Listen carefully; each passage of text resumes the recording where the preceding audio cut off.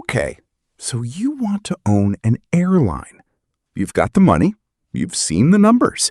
Millions of people flying every single day, paying hundreds of dollars per ticket. And you collect every cent. You sign the papers. You order the planes. You hire the crew. And on day one, before a single passenger sits down, before a single engine starts, you get a bill. Your first monthly lease payment. 50 planes, $500,000 per plane. $25 million. Due now. For planes sitting on the ground, you pay it. Then the fuel invoice arrives. $3 billion a year. That's not a typo. More than half of everything your passengers will ever pay you goes directly into the fuel tanks before you've paid a single salary or served a single bag of pretzels. You pay it. Then your first pilot quits. Takes your training, your certification, your 2 years of investment, and walks across the tarmac to a competitor who offered him $30,000 more a year. Then another pilot quits. Then 3 more. You're starting to feel something you haven't felt in a long time. Panic. And then January happens. A storm closes your main hub for 4 days. Hundreds of flights canceled. Thousands of passengers stranded. Hotel vouchers, meal vouchers, rebooking fees, all coming out of your pocket. Legally required compensation to passengers in certain countries running into millions. Your operations center looks like a war room. Your customer service lines are jammed for 72 hours straight. You lose $40 million in 4 days because of weather. You had nothing to do with the weather.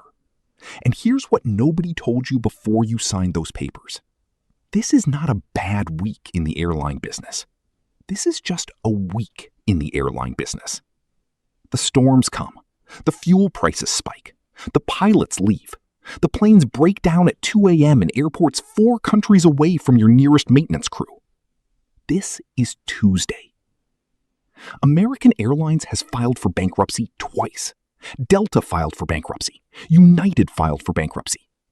These are not small operations that couldn't compete. These are the most recognizable aviation brands in the world, and they still ran out of road. The entire airline industry, across its whole history, has destroyed more money than it has ever made. You call Warren Buffett. Not really, but you look up what he said about it. If a far-sighted capitalist had been present at Kitty Hawk, he would have done his successors a huge favor by shooting Orville Wright down. He invested anyway, decades later, lost $4 billion, sold everything during COVID. You stare at that quote for a long time, and then something shifts in your thinking. Because somewhere, right now, there is an airline that is not losing money.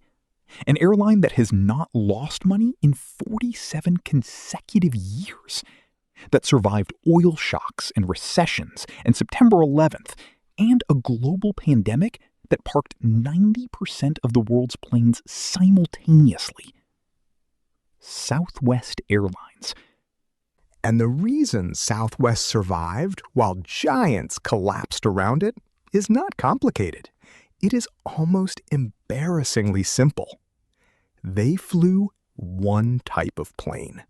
Just one. The Boeing 737. Every pilot trained on the same aircraft. Every mechanic knew the same engine. Spare parts worked across the entire fleet. While competitors were juggling 5 different aircraft types with 5 different maintenance programs and 5 different training systems, Southwest had one. The savings didn't appear in any dramatic line item. They accumulated quietly, every single day, in 10,000 small decisions that cost slightly less than they cost everyone else. They flew to cheaper airports, not the famous ones with the premium gate fees, the secondary airports. 45-minute turnarounds, while competitors took over an hour. Those extra minutes multiplied across hundreds of flights every day, meant Southwest squeezed more flying hours out of the same planes than anyone else. And in the early 2000s, their treasury team made one decision that would save the company $3.5 billion. They looked at oil prices, decided they were going to rise, and locked in long-term fuel contracts at current rates. Then, oil tripled. While every other American airline was hemorrhaging money on fuel bills they couldn't control, Southwest was paying the price they'd agreed years earlier. $3.5 billion saved. From one meeting, from one decision made by people who were thinking about survival, while their competitors were thinking about expansion. That is the entire difference between an airline that exists and one that doesn't. You sit with this for a while, and then you make your decision. You are not going to build the biggest airline. You are not going to fight for slots at the most expensive airports or try to outcompete carriers that have been flying those routes for 50 years. You are going to pick one type of plane, 3 routes nobody is flying well, and one thing you do better than everyone else. Maybe it's punctuality. Maybe it's price. Maybe it's the fact that your cabin crew actually seems to like their job, which in this industry is rarer than you'd think, and passengers notice immediately. You find your 3 routes. You find your one plane. You build the operation slowly, carefully, around the discipline that this business demands and almost nobody gives it. 6 months in, you turn a small profit.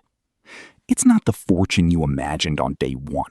It's a thin margin carved from an operation of brutal complexity, and you know it can disappear the moment a volcano erupts or a fuel tanker gets stuck in a canal somewhere. But it's yours.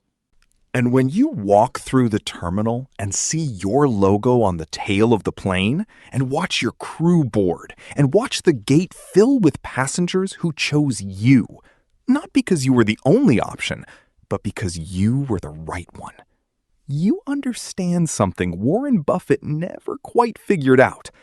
The airline business doesn't reward the biggest bet. It rewards the most patient one.